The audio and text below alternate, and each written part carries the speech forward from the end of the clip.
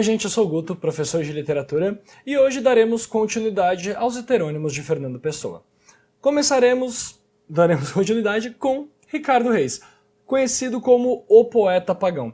É o segundo dos heterônimos de Fernando Pessoa. Vamos dar uma olhadinha aqui na biografia dele, nas principais características, e após isso, vamos olhar um pouquinho um de seus poemas, uma de suas construções. Bom, Ricardo Reis nasceu em 1887 e teve uma educação extremamente clássica, extremamente tradicional. Estudou em colégios jesuítas, estudou muito a cultura greco-romana, greco-latina, se aprofundou na questão das métricas poéticas, se aprofundou na questão das construções poéticas clássicas, tendo como principais nomes e principais referências Horácio, Homero e os principais nomes da Grécia Antiga e de toda a construção da literatura clássica. Formou-se em medicina, depois de tantos anos de estudo e tantos anos de dedicação, forma-se em medicina, uma das profissões mais clássicas do mundo, e ele era extremamente monárquico. O que isso quer dizer? Ele acreditava de fato que o poder deveria ficar na mão dos reis. Quando o modernismo está chegando, ali 1900 começa, Portugal tem a quebra com a monarquia, o rei e o filho do rei são assassinados, e assim com o levante popular, eles conseguem a questão da república. Com essa primeira república portuguesa, o Ricardo Reis não fica muito feliz com isso, e ele sai do seu país, ele não volta a viver em Portugal. E ele vem morar aqui no Brasil. Ele, enquanto heterônimo, vive no Brasil em 1919. Em 1919, ele está aqui pelo Brasil. Ele era latinista, ou seja, estudava as questões clássicas. Se vocês notarem, a gente não tem aqui o ano da morte do Ricardo Reis. Exatamente porque Fernando Pessoa morreu antes de dar a morte para Ricardo Reis. Fernando Pessoa morre em 1935, então o Ricardo Reis para de produzir em 1935 também, mas isso não quer dizer que ele tenha morrido, ele só parou a sua produção. Quem vai dar de fato a morte para Ricardo Reis vai ser o José Saramago, famoso escritor, ganhador do Nobel de Literatura, morreu um tempo atrás, uns anos atrás, mas um livro que chama O Ano da Morte de Ricardo Reis. E é ele quem vai dar o descanso final ao poeta pagão. Bom, entre suas características, obviamente, está a questão neoclassicista, ou seja, ele retoma aquela estética do classicismo, a aula de classicismo, a aula de Grécia Antiga, que a gente já teve aí um tempo atrás. Extremamente pagão, ou seja, ele era linkado com a mitologia grega. Ele vai ter o retorno e ele vai ter várias questões relacionadas à mitologia grega dentro de seus poemas. Várias alusões, várias referências, até retomar deuses gregos que serão colocados na sua poesia. A sua linguagem é extremamente rebuscada, ou seja, a espontaneidade do Alberto Caeiro, esquece.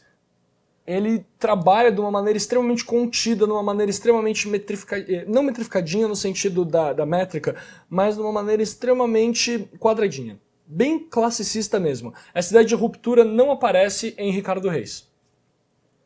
E dentro da construção do Ricardo Reis, a gente tem uma busca da paz e do equilíbrio, que só é alcançado através da razão e da contenção emocional. Postura clássica, postura da Grécia Antiga, paz e equilíbrio. Dentro da paz e do equilíbrio, ele vai trabalhar com duas correntes clássicas muito conhecidas, que é o epicurismo e o estoicismo. O que está dentro do epicurismo? A ideia de temer a morte, temer no sentido de aceitá-la, no sentido de que essa será a única certeza da vida. E exatamente por ser a única certeza da vida, poder aproveitar essa vida, encontrar o prazer nas coisas simples, deixar as coisas muito exageradas de lado e encontrar o prazer na simplicidade da razão, essa contenção emocional para que exatamente para fugir da dor. A fuga da dor é muito importante. Quanto mais emoção, quanto mais emocional o sujeito é, mais chances de ter o sofrimento ele possui. Portanto, o Ricardo Reis trabalha muito com essa ideia do equilíbrio e da razão para que os sentimentos não façam com que ele sofra. Ele não sofre, ele foge da dor e ele aproveita a vida porque ele sabe que a certeza dele é a morte. O estoicismo, por sua vez, é exatamente a ideia de dominar as paixões, que se liga com a fuga da dor, e você domina as paixões colocando a questão da razão. A razão acima dessas paixões. E o conformismo. Eu sei que eu morrerei, a minha vida ela só existe aqui, depois daqui não existe mais nada, estou conformado com a minha morte e aproveitarei sem dor. É assim que o poema do Ricardo Reis será constituído, é assim que esse heterônimo trabalha. As principais obras do poeta Ricardo Reis são publicadas na revista Atena, criada por Fernando Pessoa, em 1924. Vai ser nesse período que a produção mais fortuita, que tem mais frutos do Ricardo Reis, vai aparecer dentro dessa revista. Bom, tendo explicado aqui, tendo exposto para vocês a biografia e as características, vamos agora ver um poema do Ricardo Reis. Apagadinho aqui e a gente já vê. Bom, para finalizar nossa aula sobre Ricardo Reis, vamos ler esse poema. Não tem muito o que comentar sobre ele. Ele é bem clássico, no sentido da própria construção, então a gente vai ver que o que ele quer dizer está dito de maneira super pomposa e rebuscada, mas está dito, e a gente só vai encontrar aqui onde que está a questão do epicurismo, onde está a questão da paz, do equilíbrio, como ele coloca. Esse poema não tem nome, então a gente pega a primeira construção como nome do poema, Vem sentar-te comigo, Lídia, à beira do rio. Esse será o nome do poema. É importantíssimo que a gente tenha em mente a construção clássica para conseguir compreender esse poema como um todo, certo?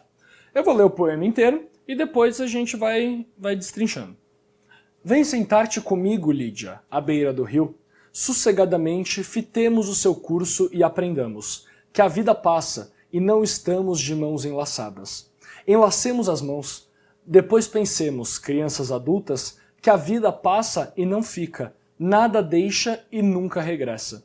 Vai para um mar muito longe, ao pé do fado, mais longe que os deuses. Desenlacemos as mãos, porque não vale a pena cansarmos-nos. Que quer gozemos, quer não gozemos, passamos como o rio. Mais vale saber passar silenciosamente e sem desassossegos grandes. Esse poema é gigantesco, ele vai embora, mas eu peguei aqui a primeira parte só para a gente conseguir entender um pouquinho algumas questões. Vem sentar-te comigo, Lídia, à beira do rio. Ele já está invocando aqui uma imagem essencialmente bucólica. Então, o que isso quer dizer? Essa imagem essencialmente bucólica é muito próxima da imagem construída no arcadismo. É muito próximo. Então é importante também ter em mente o que é aquele arcadismo, o que é o neoclassicismo arcade. Sossegadamente, fitemos o seu curso e aprendamos com o rio. Aprendamos com o curso que ele coloca pra gente, calmo, tranquilamente. Que a vida passa e não estamos de mãos enlaçadas. A vida passa, obviamente, e não estamos de mãos dadas. Demos-nos as mãos. Vamos dar as mãos, vamos ficar juntos. Mas depois que a gente der as mãos, depois que a gente se unir, depois que a gente criar esse vínculo emocional, e essa palavra é muito importante, emocional, depois que criarmos esse vínculo emocional, depois pensemos, crianças adultas, crianças com a inocência da infância, mas já com a consciência adulta da morte, do sofrimento. Então aqui é contraposta essa ideia da ingenuidade, a criança ingênua, em contraposição ao adulto que já se vê em relação a todos os problemas da vida, ao sofrimento, ao encarar a própria morte, que a vida passa e não fica, nada deixa e nunca regressa. A vida é um átimo, quando ela se vai, tudo se vai com ela. Aqui existe também uma negação do pensamento metafísico, não no sentido do Alberto Caeiro, mas no sentido de que para ele não existe nada pós-vida, não existe nada pós-morte. A vida é aqui e precisamos aprender a viver aqui. A vida nada deixa e nunca regressa. A vida é como o rio, sempre fluente. Vai para um mar muito longe ao pé do fado, mais longe que os deuses. Desenlacemos as mãos, porque não vale a pena cansarmos-nos. A gente acabou de dar mão, mas eu mudei de ideia e agora eu quero que a gente desdê a mão. Porque não vale a pena a gente se cansar com problemas essencialmente sensíveis, com problemas emocionais, que a gente vai se beijar, a gente vai se amar, a gente vai sofrer um pelo outro. Então não, eu não quero isso, eu não quero me cansar. O resto do poema ele vai trabalhar disso. Nós podíamos nos beijar, podíamos nos amar, podíamos fazer o que for, mas isso só nos causaria dor e sofrimento. Então não nos cansemos. Quer gozemos, quer não gozemos, quer aproveitemos essa vida, quer não aproveitemos, nossa vida passa como um rio, nunca regressa. e nada deixa. Então ela vai.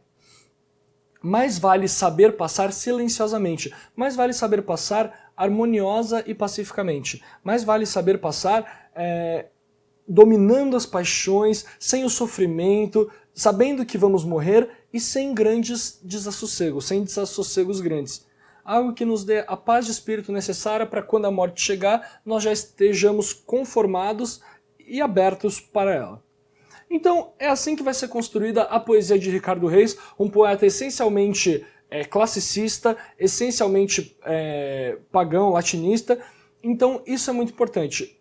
A gente tem que chamar atenção para algumas questões. Fernando Pessoa era um poeta extremamente patriótico, sebastianista, tudo bem. Alberto Caeiro, o poeta das sensações. Ricardo Reis, o poeta da razão, o poeta racional, o poeta clássico.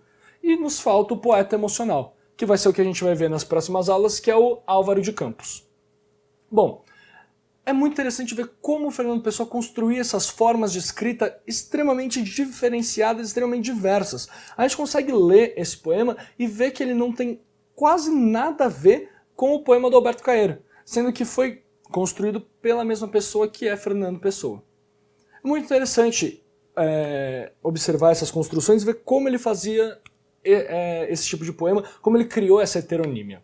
Bom, aqui ficamos com a aula sobre Ricardo Reis. Espero que tenham compreendido, espero que tenham gostado. Vejo vocês na próxima aula, quando falaremos sobre talvez o mais complexo dos heterônimos, que é o Álvaro de Campos. Bom, tchau, tchau, até a próxima.